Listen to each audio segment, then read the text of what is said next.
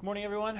Welcome to Tuesday, October 27th, 2020 in Vancouver, Canada. Yeah, let's say good morning to people, and then maybe I'll remember what I have to say. Ayushi's here. Good morning, Ayushi. Ananda's here. Good morning, Ananda. Ty's here. Good morning, Ty. Adil's here. Hello to you. Shania's here. Hello, Shania. And John is here. Good morning, John. And Michaela's here. Good morning, Michaela. So, right, here's what we'll do.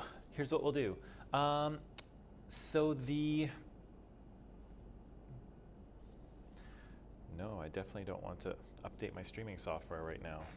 It's a bad time. What I'd like to do today is a few things. I'd like us to finish what we were talking about yesterday. Unfortunately, I've got a little more reading and questions for you to do, but I'm going to make it up to you tomorrow because I have a movie to show you. So there's going to be a little more reading and questions today. I don't like to do those. I don't like to do two back to back because it's a little dry, but you will hopefully thank me tomorrow. Hopefully. Yes, so we'll do that. I'll also, something you won't thank me for is I'll assign our next micropaper to you today. You're welcome. But I'll assign it to you today, and I may try and give you a little bit of class time to work on it too. I'm not sure exactly when. Maybe Friday. We'll see. Maybe Friday. What, this Friday? Is that too soon? Too late? No good? What's that? It is due. No, it's not due. No, I wouldn't. Beatrice, I wouldn't do that to you. November 6th. November 6th.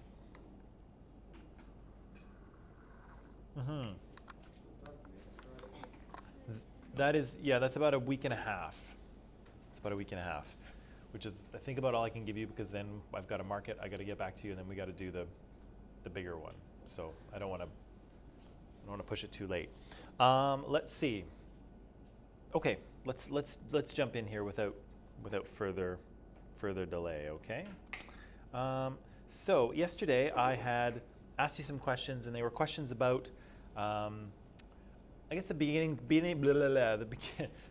of the Pacific War, right? And so we kind of dealt with World War II in Europe, and of course there were things happening with Japan and Southeast Asia and in the Pacific theater, as they call it. But we kind of ignored those, and we just kind of looked at what was going on in Europe. But we can't really talk about World War II without, at least touching on what's going on in Japan and China, particularly because the events that we discussed yesterday will have something to do with World War II, they'll have something to do with the Russian Revolution, and they'll have something to do with the rise of the People's Republic of China, which is still a thing, right? So, yeah, so we should talk about all those things. So yesterday, when we finished off, I asked you a few questions, and I think we answered them to our satisfaction. But so what's going on with the British in Asia? What's going on in Asia with kind of foreign involvement at the beginning of the 1900s? What's kind of happening? Or maybe even the mid to late 1800s. Hello.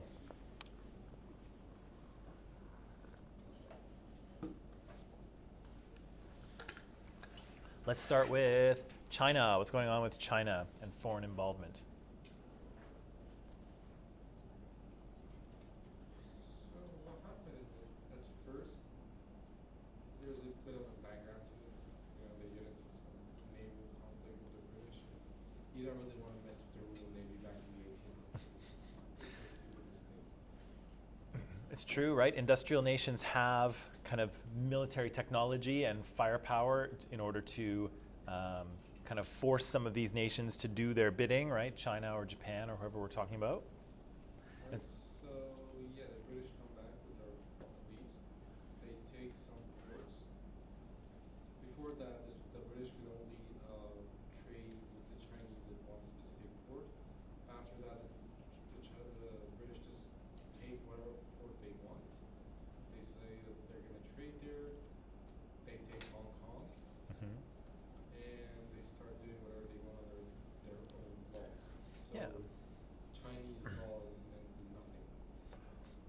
And so, and all of that's correct, but we should probably just make sure we contextualize it by the fact that, you know, Britain is looking, and well, and other industrial powers too, are looking to make money, right? They're looking to expand their trading, expand their markets in order to make money. And so they kind of force their way into Chinese ports. They take over sections of the port and of the town, and they almost make it like it's British soil, right? They don't listen to Chinese laws, they follow British laws there, and they start trading with the Chinese in that regard, right? So we see that happening with a number of industrial or colonial powers in this period, right? It's happening in China, and it happens in Japan too, right? The Americans show up with their navy, and Commodore Perry says, you know, hey, we'd like to trade with you.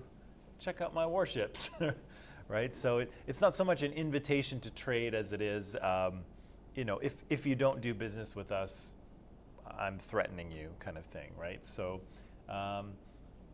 so China is kind of doing business with British and French and other colonial powers. You know, probably not entirely the way it would like to be doing business, but it's probably good for the Chinese economy, I would think. The Japanese similarly have been kind of self-isolating, if you will, for a long time, but the Americans kind of force their way in and sort of connect them to sort of the global global trade that is occurring in this period, right?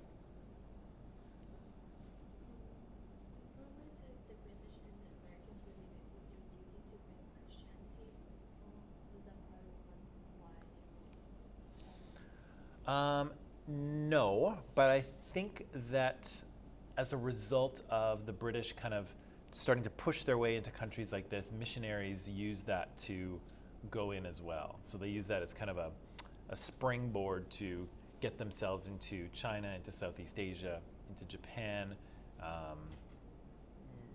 into India, into the Americas, right? So everywhere the British Navy went, or the British trade went, missionaries went as well, to try and convert the people, whoever they might be, to Christianity, right? Yeah. Right. So the Americans were arguing for this open door trade policy. What was that, and why were they arguing for it?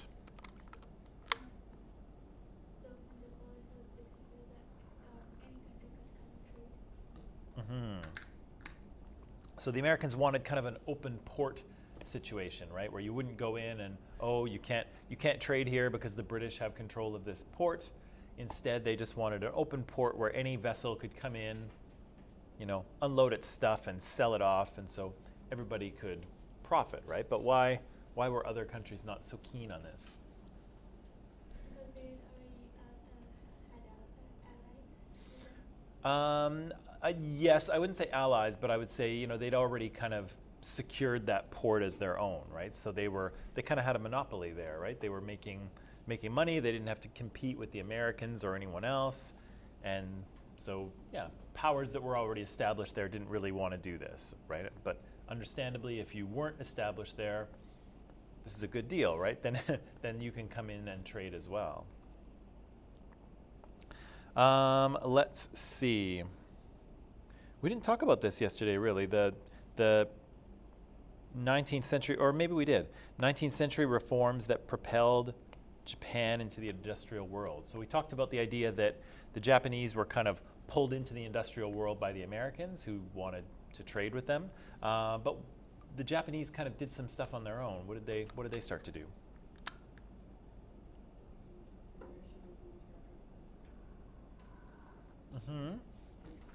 Sorry, the what? Oh, right. So in order to industrialize, the Japanese needed to invade Manchuria for raw materials. Yes, they did.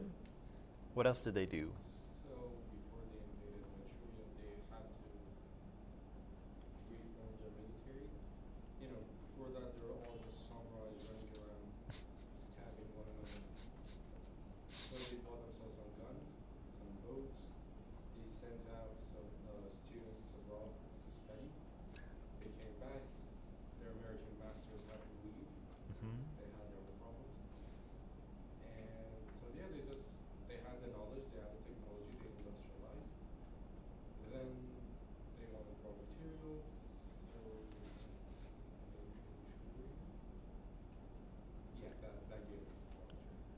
So kind of pretty remarkable, right? For a society and a country that's kind of kept to itself for a long time and has been very kind of traditional. You mentioned kind of a bunch of samurais running around stabbing people, which I know is kind of a joke, but also not a joke.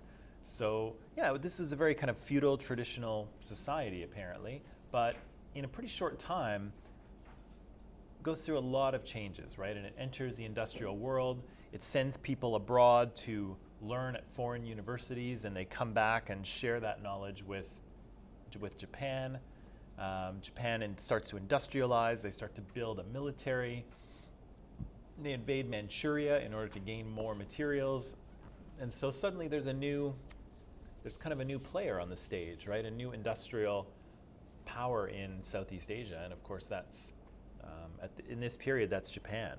At the time when Japan is doing all this, China is not really industrialized at all. So there's a lot of people living in China, but they're basically a nation of kind of peasant farmers, and there's really no industrialization going on. It's going to take Mao to kind of industrialize China in the 1950s, but we'll talk about that a little bit later. Okay, that's good.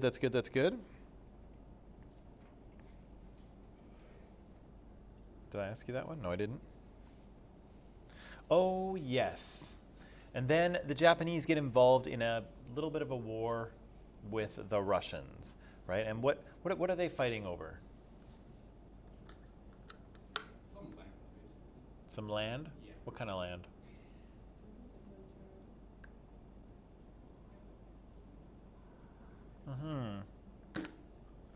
They're kind of fighting over that kind of northeast area of what is now China, right, that we're calling Manchuria. They're fighting over it because they want some access to raw materials too, right? They want timber and oil and, well, maybe not so much oil, but iron and minerals and things like that. Manchuria has lots of it, and so they want it too, right? So they get into a little bit of a war over that. How does that war end? So yeah, the Tsar goes back home crying, baby. He goes what? The Tsar goes back to St. Petersburg to collect his money. Yes. So yeah, the Tsar is sent home crying to his mom, effectively, right? So again, the Japanese win. Huge win for the Japanese. They're totally the underdogs here. They're a brand new military power.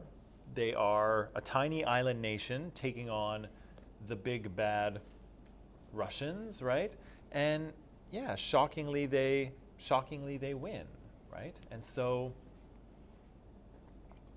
huge defeat for Russia, very embarrassing. Doesn't look good on the Tsar, but again, we'll talk to that later. But for Japan, it teaches them something. What does it teach them? What's that?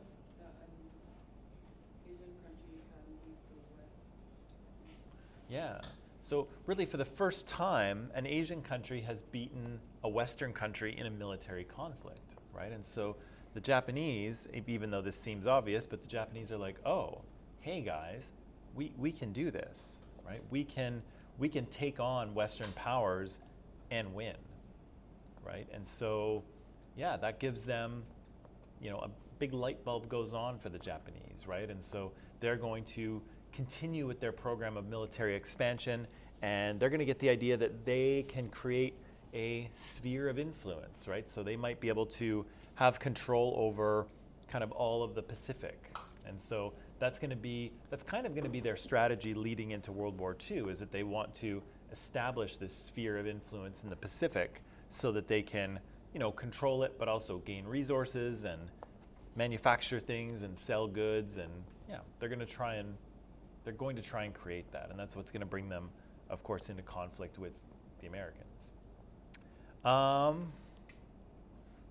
Right. Anything else we should say about that? We talked about the Chinese too. Tell me about what's happening in China this period, early 1900s. In China. So the Chinese people besiege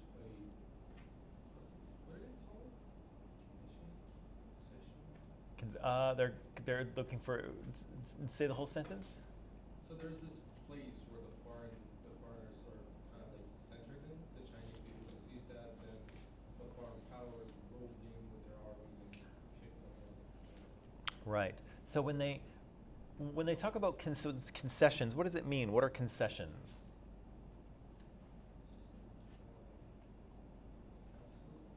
Huh? This is some type of council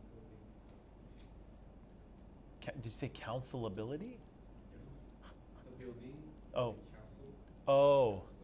Oh yeah. No, not quite. The word is concessions.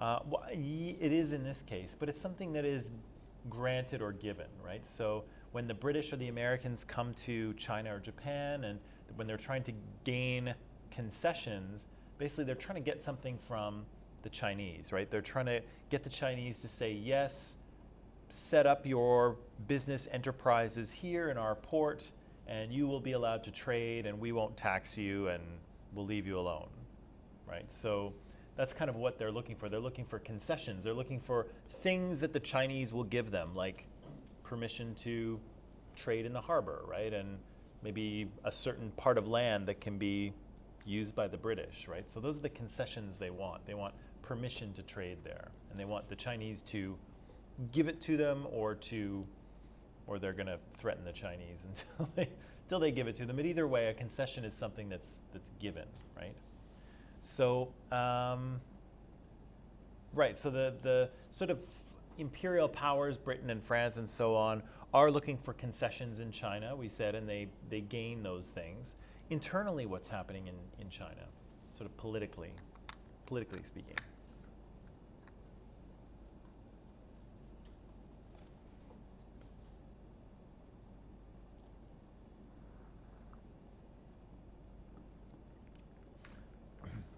There's a big kind of change in political organization in about 1911, right? What is it before 1911?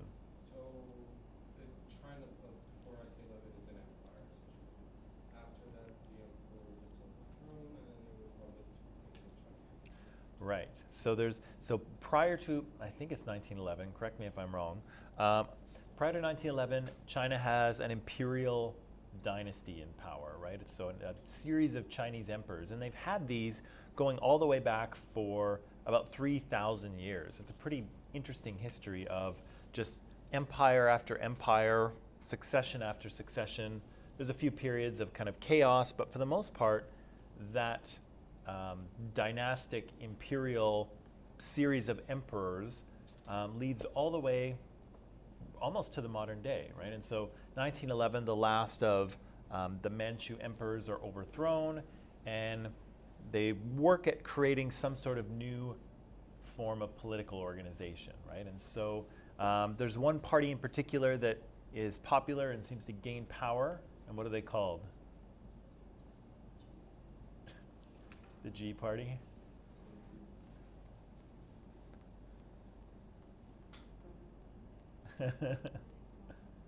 Kuomintang, yeah, Kuomintang, yeah, they're the party that is in power, right? And we said that they are nationalists, so they're yay pro-China.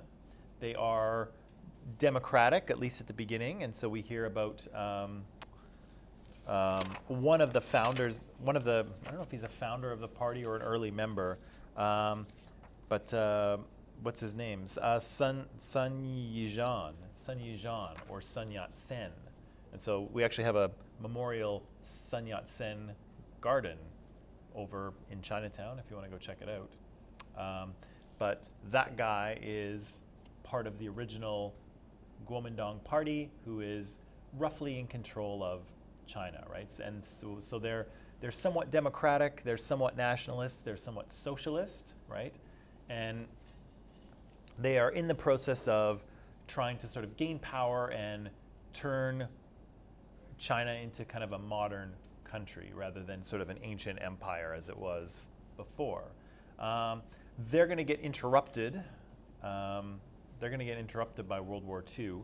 But what's going to happen is eventually, Sun Yizhan is going to die, and who's going to kind of take control of the Kuomintang?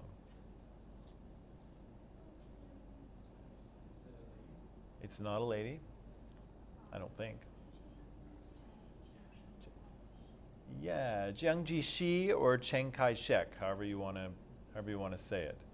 So again, I think the difference there is Mandarin versus Cantonese. I'm using the Mandarin. I'm not sure if I should be using Cantonese or not, but I'm going to go with the Mandarin one. So Jiang Jieshi is a military leader. He comes to power in Kuomintang, and he kind of turns it into a military dictatorship, right? And so he kind of abandons the democratic principles that Sun Yizhan was kind of pushing for, and he establishes a military-style dictatorship. What do they tell us about communists at this point? They're starting to become a thing, yeah. Not many people know too much about communism, and so remember, Russia's revolution will only happen in 1917, right? And so Kuomintang will start to gain power in 1911. But there are Chinese citizens who have studied outside of China and have come back. And Mao, who I think is Mao mentioned? They mentioned Mao? Mao mentioned? Mao going to mention? Marvelous.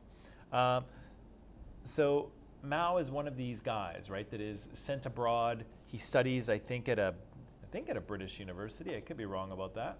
And then comes back to China, very kind of charged up on Marxist socialist ideas, right? And so he's part of the Kuomintang originally, but then what happens to the communists in the Kuomintang?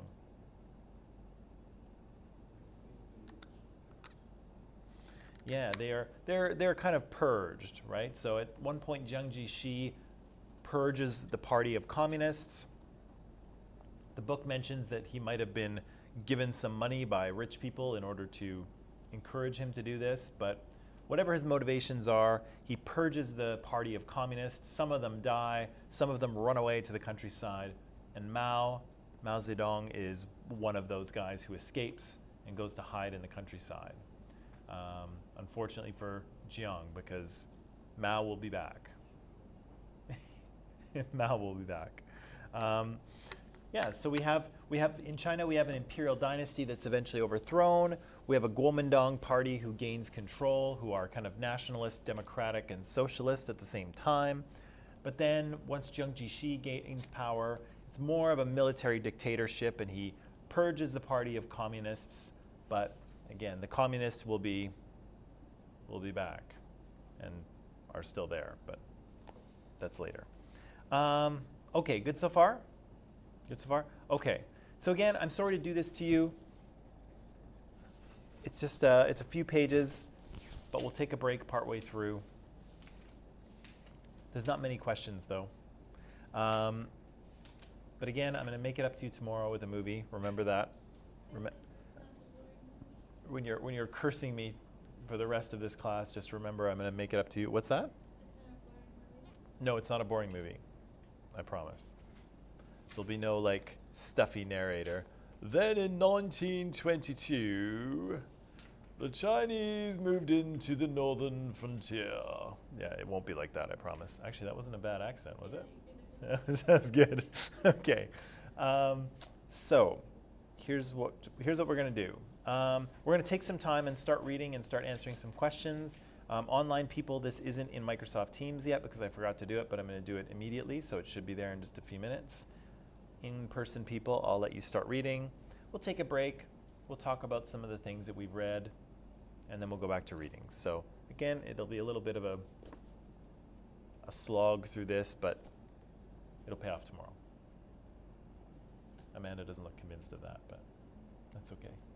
Okay, I'll let you start reading. Online people, I'll put this up right away, okay?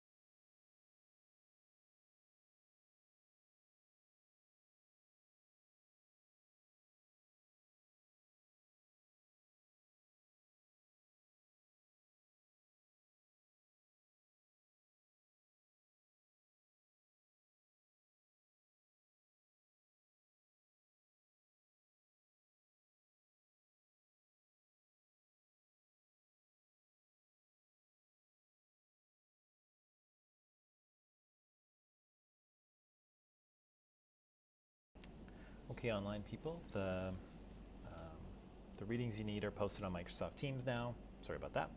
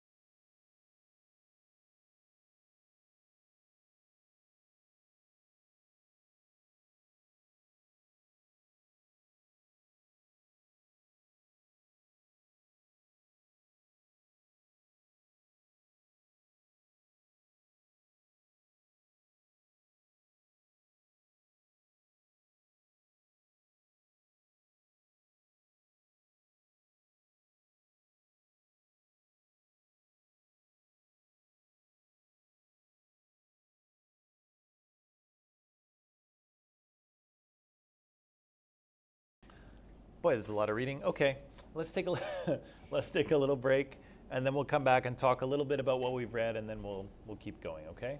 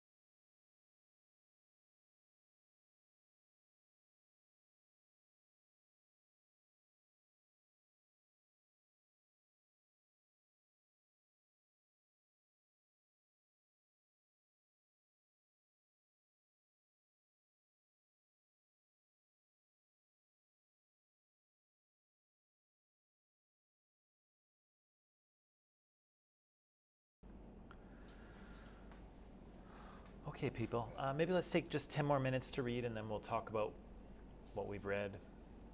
And then I'll give you your micropaper 2 assignment and then I'll set you free, okay? 10 minutes on the clock.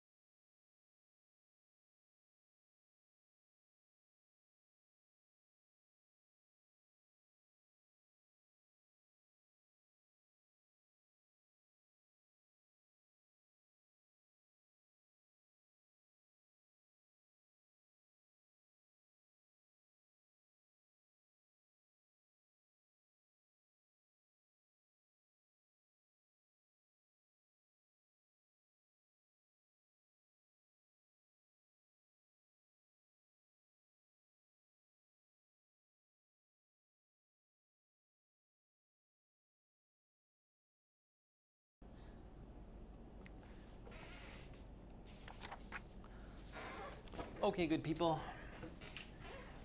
I know that was whoa. There we go.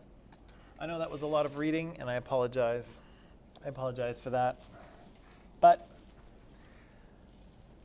we're getting caught up, right, on what's going on with the Japanese. So we started out yesterday talking about things that happened kind of in the early part of the 20th century in terms of what's happening with China and what's happening with Japan.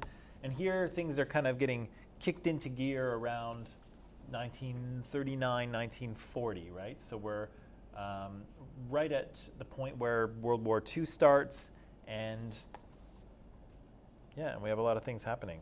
So I'm going to ask you question number one here. What was the primary cause of the Pacific War?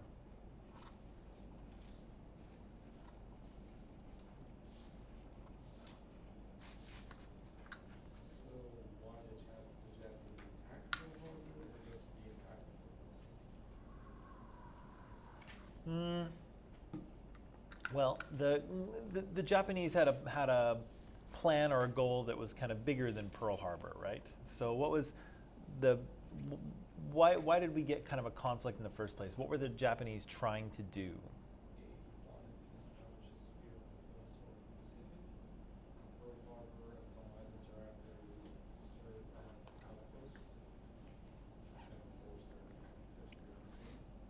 Right? So the Japanese were trying to create a kind of sphere of influence in which they could control and gain resources, right? And there was a bunch of foreign powers in there that the Japanese were going to have to kick out, right? And so they launch a series of attacks, not just against Pearl Harbor, but against a bunch of other places too. Like where? Who else gets attacked?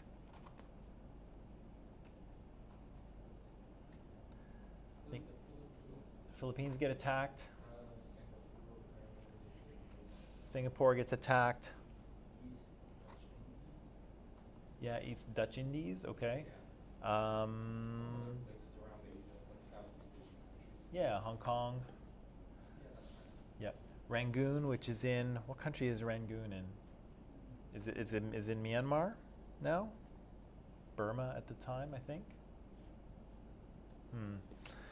So the Japanese attack a number of different targets on the same day, in the hopes of kind of putting all their enemies on notice, pushing them out of that area, and hopefully getting them to negotiate, right? So again, there's kind of some similarity with Hitler's strategy here, right? Because Hitler wanted space, right? He wanted a sphere to control. They didn't call it a sphere of influence at the time, but he wanted to take over large parts of Europe to gain resources and land for the people, right? And here, the Japanese are kind of trying to do the same thing. They're kind of trying to take over all of this area in order to gain resources, right? And just like Hitler knows that he can't fight a prolonged war against multiple opponents, so he's hoping to force negotiations. And the Japanese are kind of doing the same thing, right? They're rolling the dice here. They're taking a gamble. They're hoping that people will negotiate with them and just give them what they want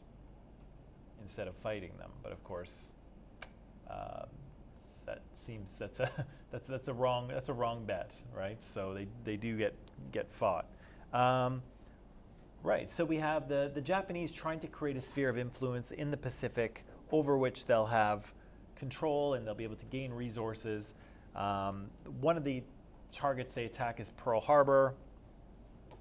This turns out to be a bit of a mistake because, of course, it brings the U.S. into the war as a... They kind of knew that's going to happen. Well, yes, they kind of did. They kind of did, but I guess I say it's a mistake because we know how it turns out for them. It's a hindsight thing.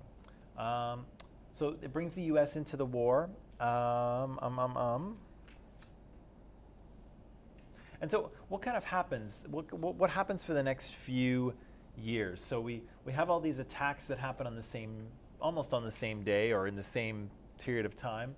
Pearl Harbor, I think, is attacked on December 7th of 1941, if I recall. And the U.S. declares war on Japan shortly thereafter. But what happens for the Japanese in the next few years? They kick butt. Yeah, they do, right? Well, are they kicking American butts? Everyone, basically.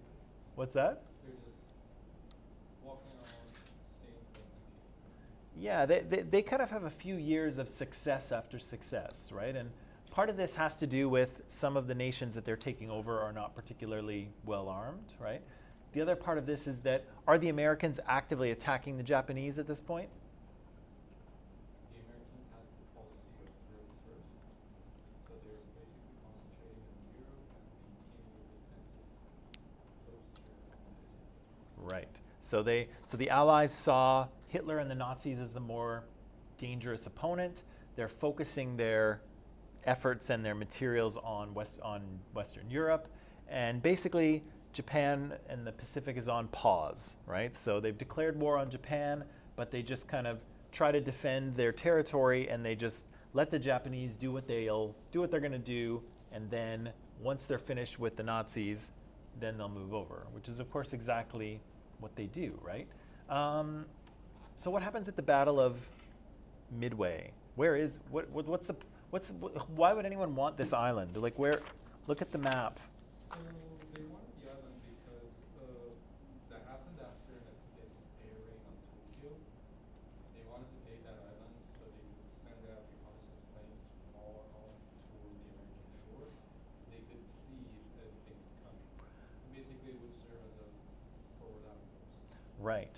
So yeah, if you look on page 147, if you look at the map of kind of the Pacific theater, if you will, Midway is totally out in the middle of nowhere, right? It's this tiny little island. You would imagine nobody would want it for anything, but for the Japanese, it is very useful, right? It's a forward base for them to, to scan and make sure that there's no American planes coming in, and if there are, they're going to have all kinds of notice, right, before they get anywhere near Japanese-held territories or Japan itself, right? So these two nations go to war over this tiny little speck in the Pacific Ocean. And how does it go? Who's victorious here? Oof. They win by a stroke of luck. The Japanese, they were reloading or rearming their planes, or kind of like changing the type of munitions. Mm-hmm. The Americans just catch them there very lucky. They rain fire at them, blow up the ships. Yeah. So there's a bit of a stroke of luck, right? The Americans arrive and the Japanese are kind of refueling or reloading or whatever they're doing. In hockey terms, they caught them on a change, if you will. And yeah, so the Americans bomb the heck out of them and win it, right? And so this is kind of the first Japanese defeat, and I think this is in 1943, I believe. So the Japanese have like a few years of successes, right? They're riding high, kind of like the Nazis and Hitler did in Europe, right? They were having victory after victory and taking over country after country. And for the Japanese, it's the same thing. They have victory after victory. They're taking over islands. They're expanding their sphere. They're making plans to invade Australia, of all things. And then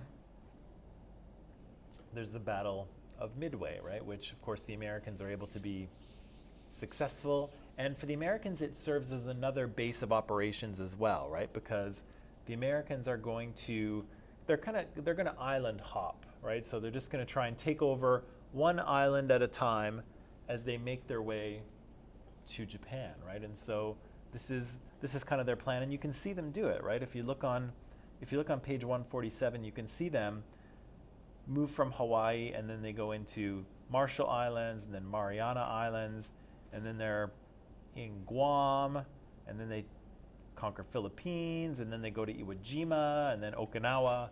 So they kind of bounce around, sort of kicking the Japanese out of all of these different islands on their way to basically Japan's doorstep, right? And so, again, there's going to be a lot of battles fought on these tiny little islands. A lot of people are going to die, unfortunately, but the U.S. and American allies are going to kind of win victory after victory and push their way towards the island of Japan, right? So from 1943 to sort of 1945, they're moving closer and closer and closer. Oh, shoot. I think I just answered number 3. Did I ask you? Oh, I didn't ask you number 3. Okay. That was the answer to number 3, basically. I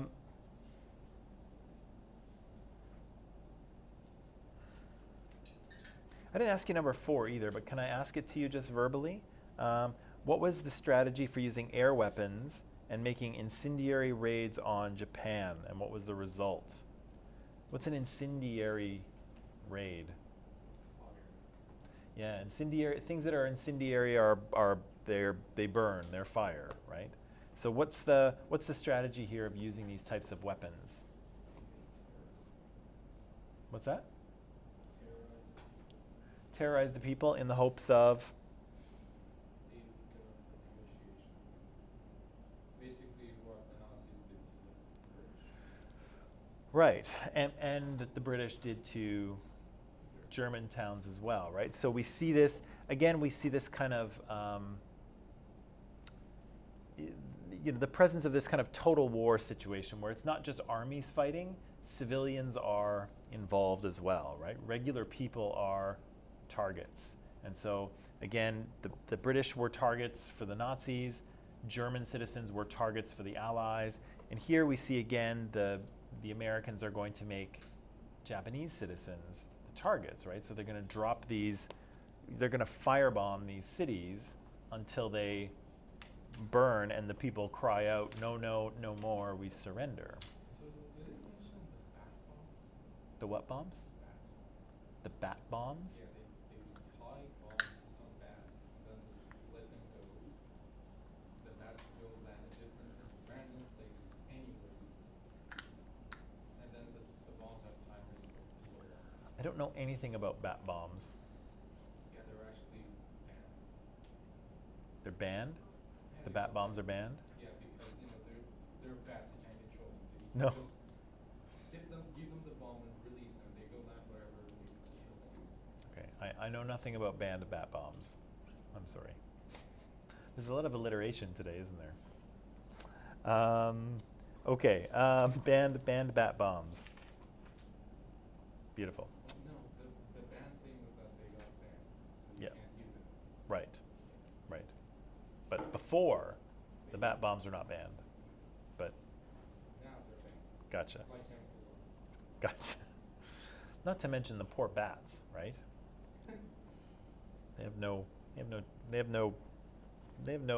conflict with anyone. They're just bats. They just want to eat moths. Okay. I'm going to press pause on this, and I'm going to give you the micropaper assignment. Okay. So, I can talk about this a little more maybe tomorrow or Thursday. Most of the papers were pretty okay. There was some that I'd like to see more, and that's kind of why, I'm not giving people hundreds all over the place, because I want to see you do better. I want to see you improve. What's the biggest thing? Two of the biggest things that jumped out to me was, one, you really need to have an argument created, right? You really want to know what the point of your paper is. We should view Donald Trump as a fascist, and here's why. Or we shouldn't view Donald Trump as a fascist, and here's why.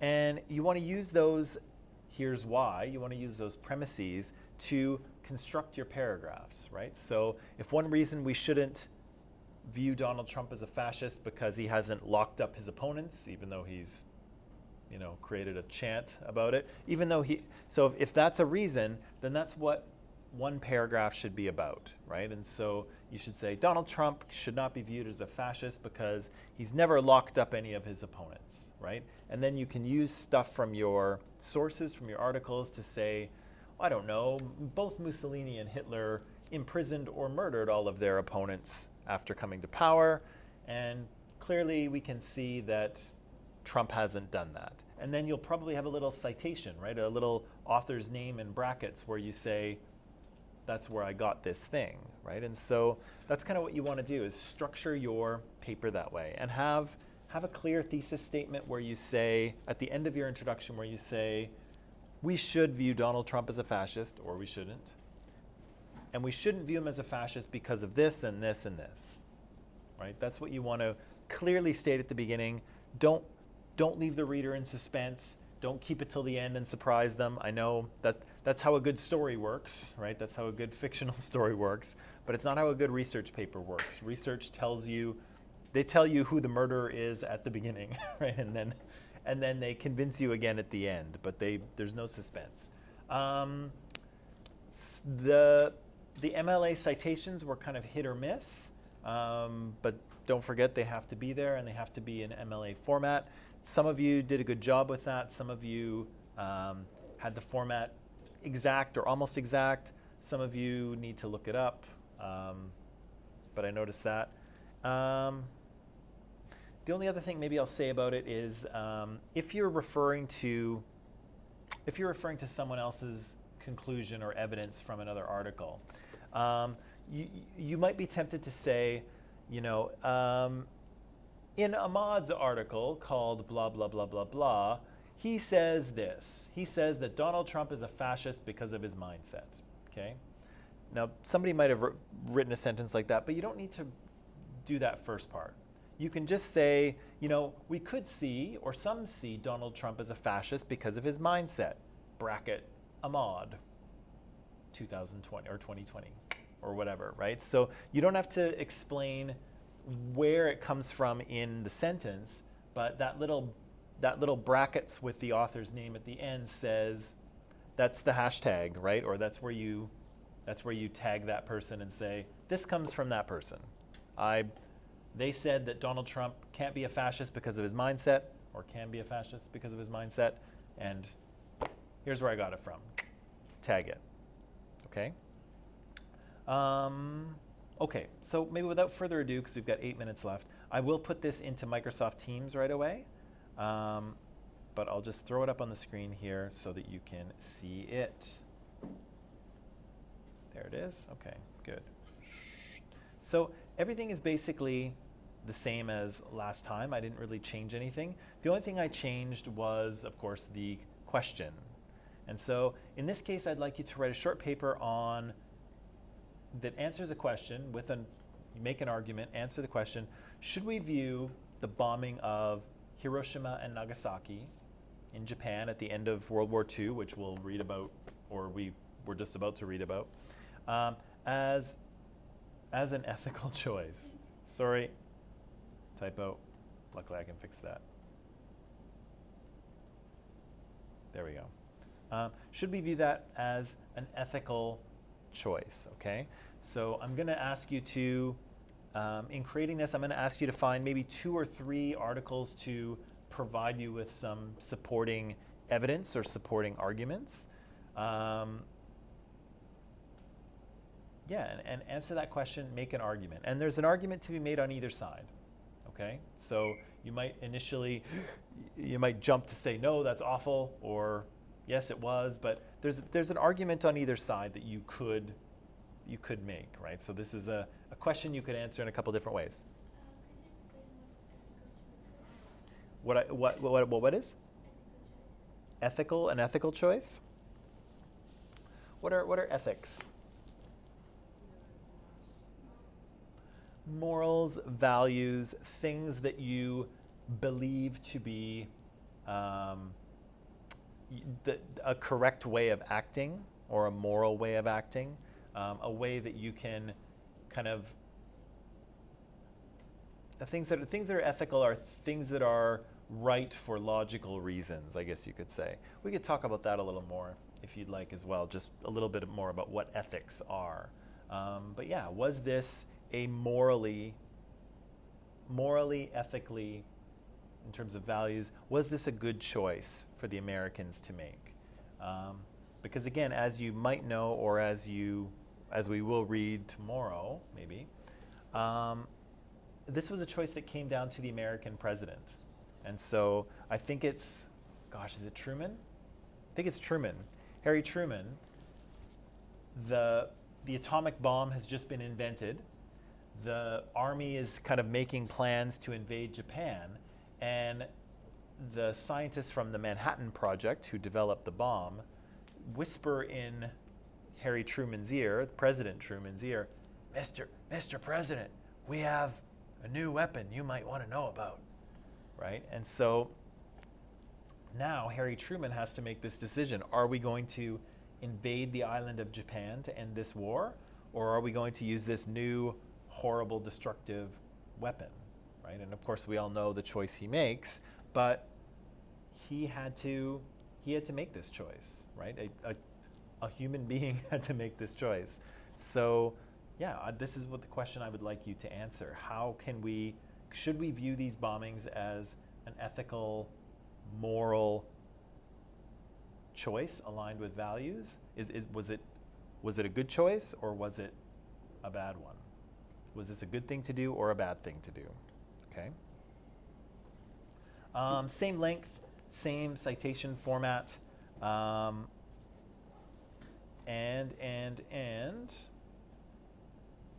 this is pretty much the same as last time. And yeah, I'd like to hand it in to me on Friday, November 6th. So that's a week and a little more than a week and a half. It's a little more than a week and a half. Okay, because I'm gonna, I'd like to give you longer to do it, but I want to get it done so I can mark it and get it back to you, and then we can start on. I can give you a little bit of advance notice for the final one. Okay. So that's going to go into Microsoft Teams. That is all the time we have. I'll see you tomorrow. We'll tie up these kind of loose ends here with Japan, and then we'll watch a movie because we've earned it, right? Okay.